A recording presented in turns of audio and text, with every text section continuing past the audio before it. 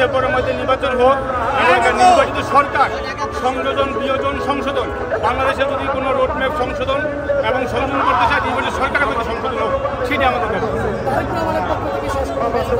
আমাদের জনতা আগামী দিনে রাষ্ট্রীয় জনাব তারেক রহমানের একটি মেসেজ সুশৃঙ্খলভাবে আমাদের প্রতিটি অঙ্গ সংগঠন সারা বাংলাদেশে তারুণ্যকে ছোঁয়া লিখেছে সেই ছোঁয়ার ধারাবাহিকতা রেখে আগামী নির্বাচনের ডিসেম্বর মাসে নির্বাচনের মাধ্যমে যাতে একটা নির্বাচিত সরকার আসে এবং দেশে সুশৃঙ্খলভাবে পরিচালনা করে সেটাই তারেক রহমানের দাবি। এটা ঢাকার পার্শ্ববর্তী জেলা যেমন মুন্সিগঞ্জ নারায়ণগঞ্জ মানিকগঞ্জ টাঙ্গাইল সহ ঢাকার পার্শ্ববর্তী জেলা থেকে আমরা তারুণ্যের ছোঁয়ায় ঢাকা শহরে ঢাকার রাজপথ দখল আমাদের। আমি মুজাম্মেল হক মুন্না, সাবেক ছাত্র দলের সভাপতি মুন্সিগঞ্জ জেলা, বর্তমান সিনিয়র যুগ্ম আহ্বায়ক মুন্সিগঞ্জ। বিএনপির তিনটি অঙ্গ সংগঠন জাতীয় ছাত্রদল, যুবদল এবং স্বেচ্ছাসেবক দলের সমন্বয়ে আজকের এই 28শে মে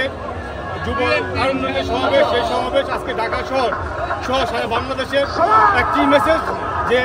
জাতীয়বাদী শক্তির অন্যতম সংগঠন জাতীয়বাদী যুবদল, ছাত্রদল এবং স্বেচ্ছাসেবক দলেরই নিয়ন্ত্রণে তারুণ্য সমাবেশ এবং তারুণ্য এই তারুণ্য একটি পক্ষ দাবি করে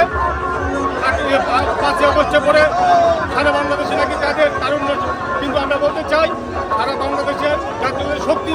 নিয়ন্ত্রণে জাতীয় যুবদল, ছাত্রদল এবং স্বেচ্ছাসেবক দলের নিয়ন্ত্রণে জাতীয় তারুণ্য এবং সেই তারুণ্যর আজকের এই মহা সমাবেশে ঢাকা শহর সহ সারা বাংলাদেশে